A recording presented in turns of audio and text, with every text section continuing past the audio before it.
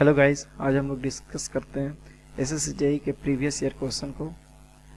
Serving part 1 serving के question को हम लोग डिस्कशन करेंगे।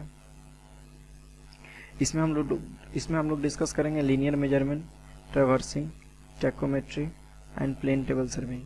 चलिए डिस्कस करते हैं। First question is calculate the omitted length of line BC and CD of a close traverse ABCDA। देखिए BC और CD का लेंथ नहीं दिया हुआ, उसका बियरिंग दिया हुआ, बाकी सब लाइन का डेली और डेल एंड दिया हुआ, यानी कि डिपार्चर और उसका लैटिट्यूड दिया हुआ। तो इसी का यूज करके हम लोग ये दोनों को निकाल लेंगे। दो अननोन है, दो इक्वेशन बनाना पड़ेगा। दोनों इक्वेशन हमको पता है, एक summation of L is equal to 0 और एक summation of D is equal to 0, summation of departure is equal to 0। ये दोनों का यूज करके हम निकाल लेंगे।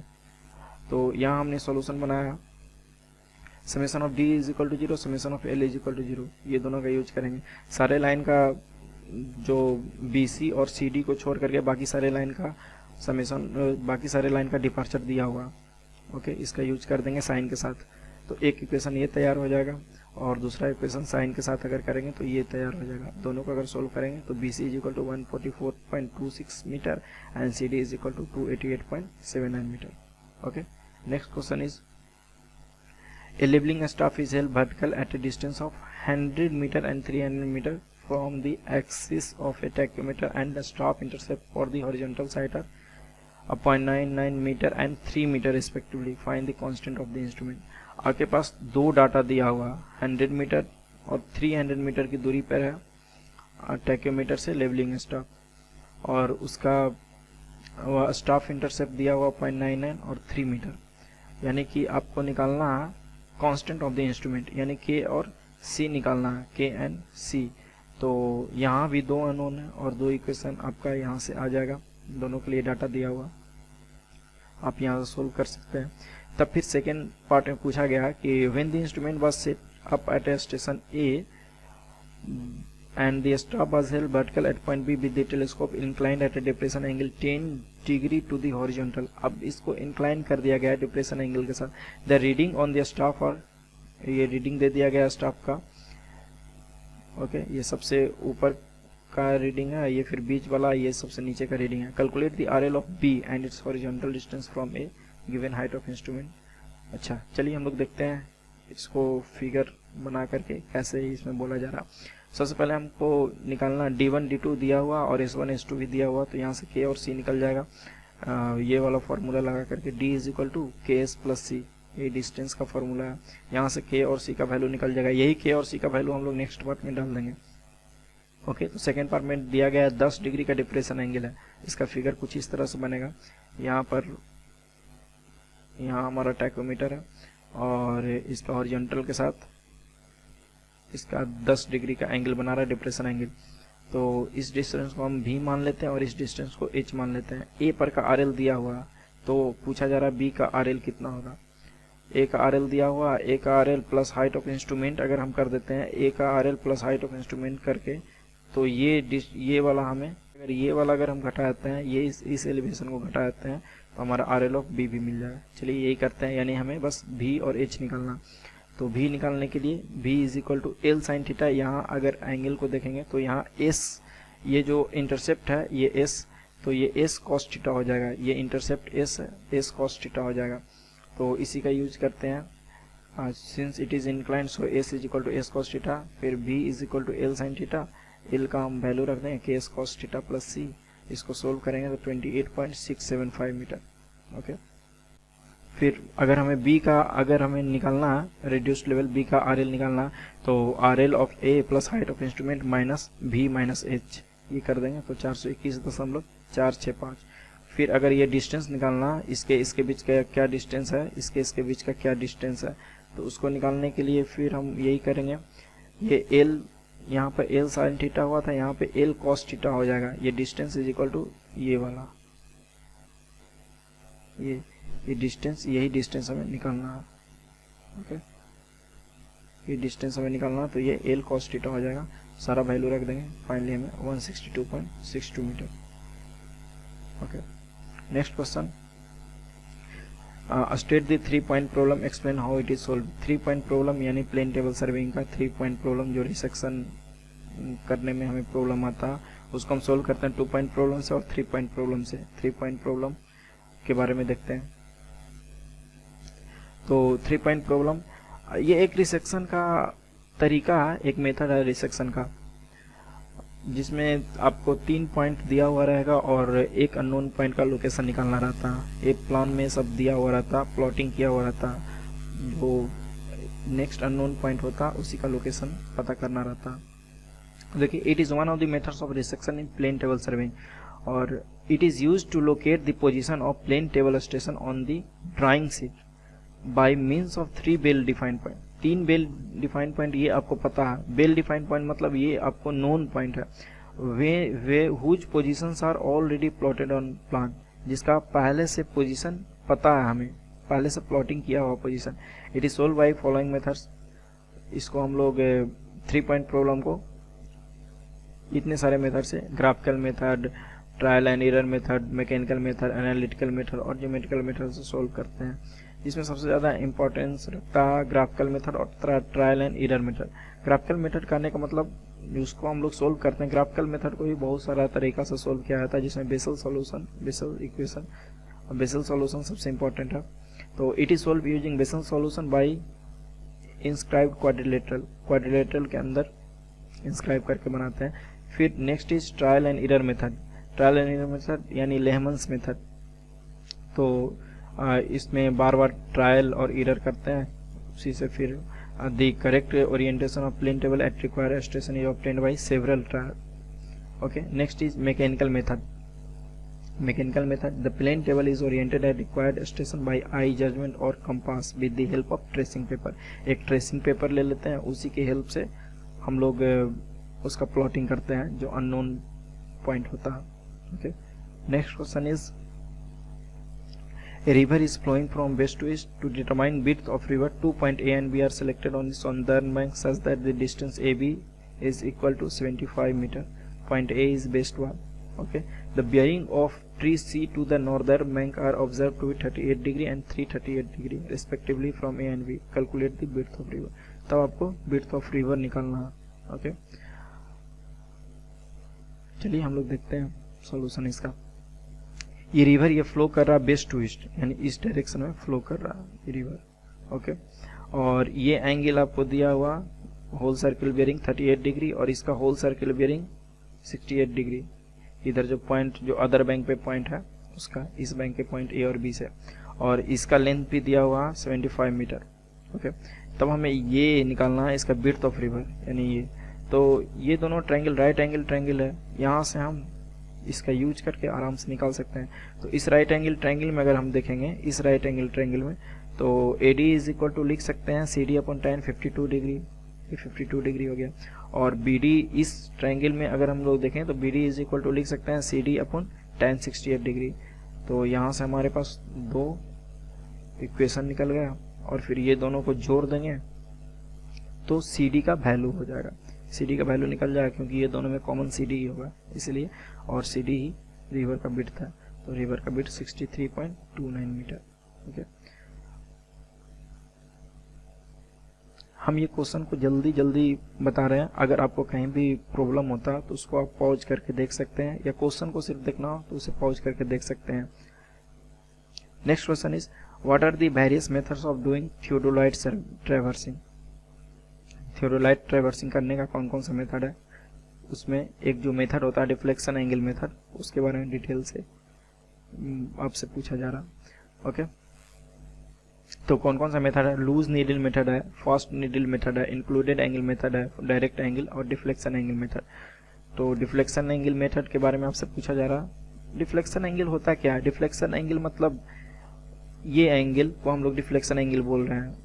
इस डायरेक्शन में ट्रैवर्सिंग कर रहे हैं, इस डायरेक्शन में ट्रैवर्सिंग कर रहे हैं, तो यहाँ से लाइन, ये प्रोलोंगेशन ऑफ ये लाइन है, मतलब ये लाइन को अगर हम आगे और अगर जाता ये लाइन तो ऐसा जाता, बट यहाँ से ट्रैवर्सिंग BC, AB और BC यहाँ से शुरू हो रहा है, तो यहाँ के बीच ये लाइन नेक्स्ट लाइन हुआ वो कितना डिफ्लेक्ट किया है, that is called deflection angle. यही this is the deflection angle, this is deflection angle. Okay, तो deflection angle the angle which a line makes with the prolongation of preceding line, इस preceding line के prolong करने पे जो angle बनता है that is called deflection angle.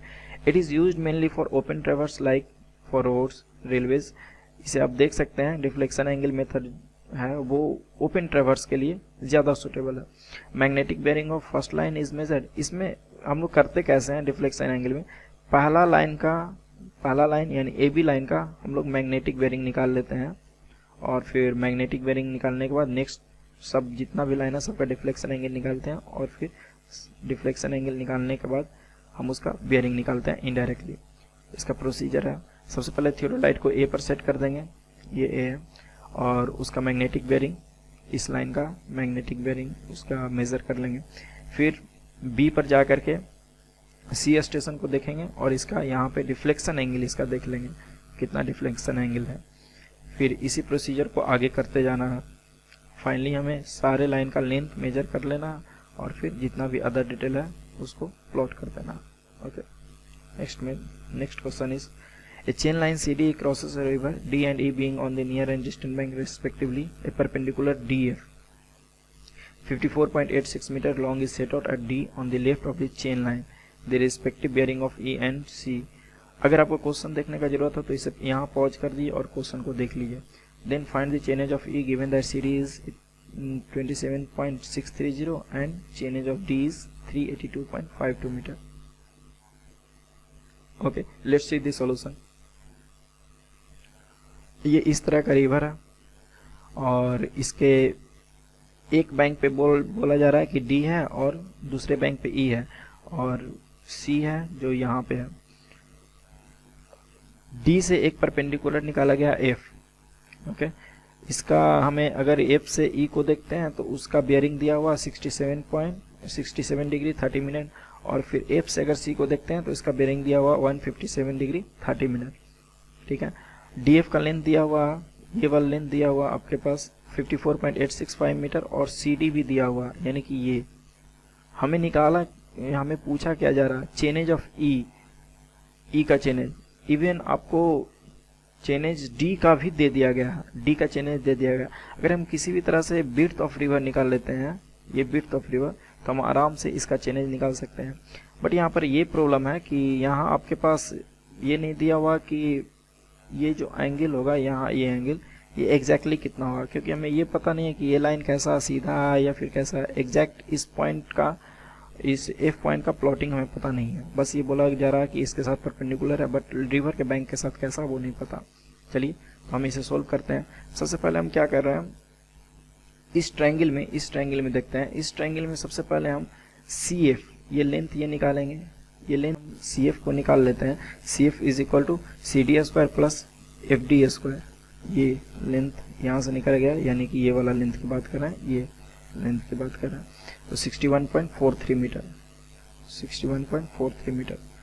अब अगर हम सी एफ डी एंगल को देखते हैं, सी एफ डी इस एंगल को, यानी कि इस एंगल को, सिर्फ और सिर्फ इस एंगल को, इस एंगल को देखेंगे तो यहाँ tan का फॉर्मूला लगा देते हैं, यानी tan का फॉर्मूला लगा देंगे। ये भी हमें पता और ये भी पता, ये दोनों CD भी पता और FD भी पता, तो यहाँ से CFD निकल जाएगा। फिर EFD को अगर हम इस एंगल को सिर्फ देखते हैं, सिर्फ इतना, इस एंगल को अगर आप देखिएगा तो 157 degree 30 minute minus 67 degree 30 minute, तो इसको घटाते हैं तो ये 90 डिग्री हो जाएगा।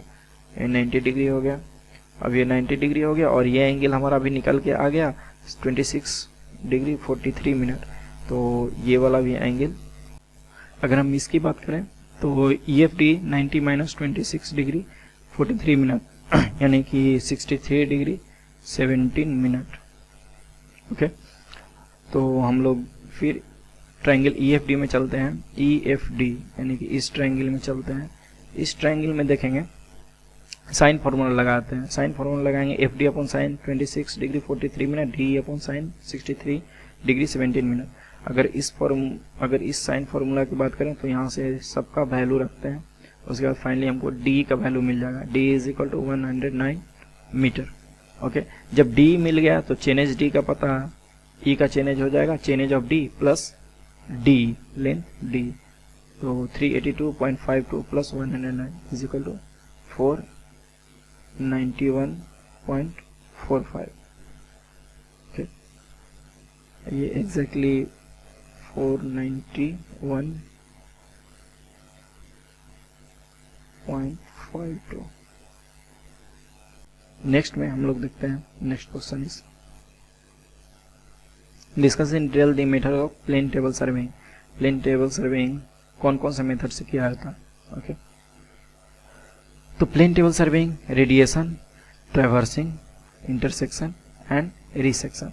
रेडिएशन में हम लोग क्या करते हैं, in this method the instrument is set up at a station and rays are drawn to various station.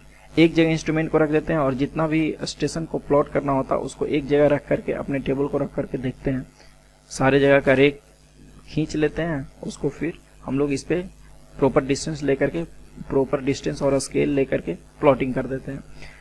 तो the distances are scaled after actual measurements. Actual measurement के बाद इसको स्केल कर लिया था। It is suitable for a small area. अब जान रहे हैं कि इस तरह का अगर हम लोग रेडिएशन करते हैं, एक जगह अपने टेबल को रख करके बाकी सारे स्टेशन को देखते हैं, तो उसके लिए जो आपका एरिया होना चाहिए वो क्लियरली विजिबल होना चाहिए और क्लियरली एक्सेसिबल होना चाहिए, ताकि आप मेजरमेंट ले सकें और क्लियरली उसे देख सकें, प्लॉटिंग कर सकें। तो ये बहुत छोटे एरिया के लिए सुटेबल होता है। Next is traversing.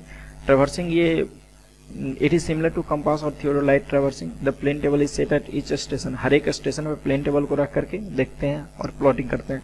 It is most suited for open traverse. Railway और रोडवे के लिए सबसे ज़्यादा सूट करता है। इंटरसेक्शन में हम लोग करते हैं कि प्लेन टेबल को रख देते हैं दो ऐसे जगह से जहाँ जिसका प्लॉटिंग करना वो क्लियरली विजुअल हो। तो यहाँ ए पर रख दिया हमने और दो बी पर रख दिया। यहाँ से सी को देख रहे हैं, सी को देखेंगे, यहाँ से देखेंगे और यहाँ से बी को देखेंगे। फिर अगर बी पर ले जाते हैं तो यहाँ से फिर सी को देखेंगे। जहाँ पर ये इंटरसेक्ट कर रहा हमारे पेपर पे वही सी का प्लॉटिंग हो गया, वही सी का पोजीशन हो गया। तो rays are drawn from this station to the station to be plotted. यहाँ से हम लोग रे ड्रॉ करते हैं। The intersection of this ray from this two station give the position of other station. Okay, ये यहाँ से उसका पोजीशन मिल जाता है। It is used for plotting details, ये डिटेल को प्लॉट करने के लिए। Next is resection. रिसेक्शन के बारे में हमने पहले भी बताया।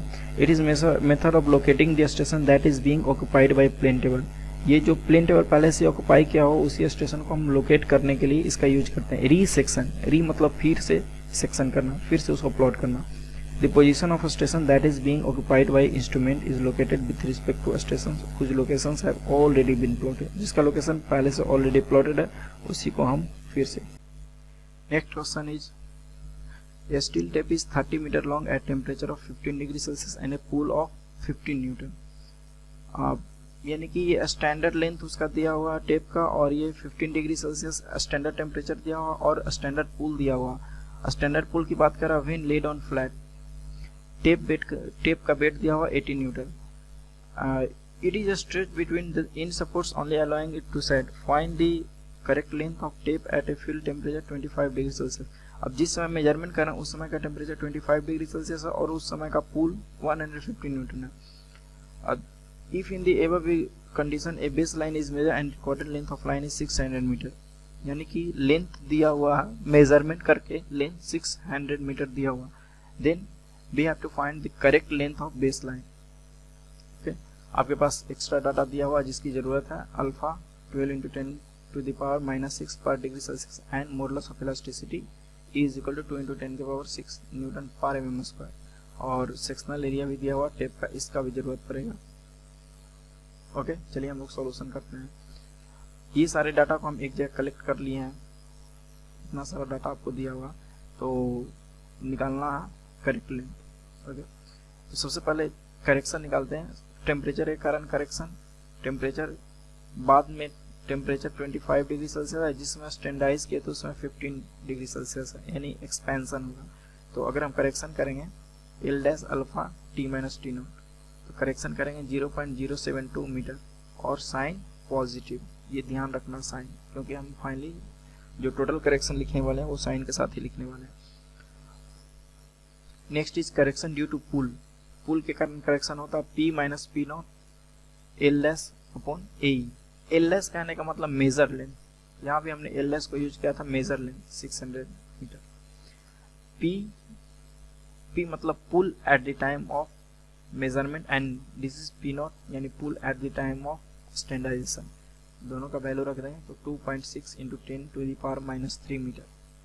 Next is correction due to sag, sag के कारण minus W square L S upon 24 P square. ये पी होता है जिस पुल पे हम लोग मेजरमेंट करते हैं वही पुल ये होता है। ओके, डब्ल्यू मतलब वेट, वेट ऑफ टेप, और एल एस मतलब मेजर लेंथ, सारा वैल्यू रख देंगे तो ये। और सैग के कारण जो करेक्शन होता है वो माइनस में होता है, इसलिए माइनस में आएगा।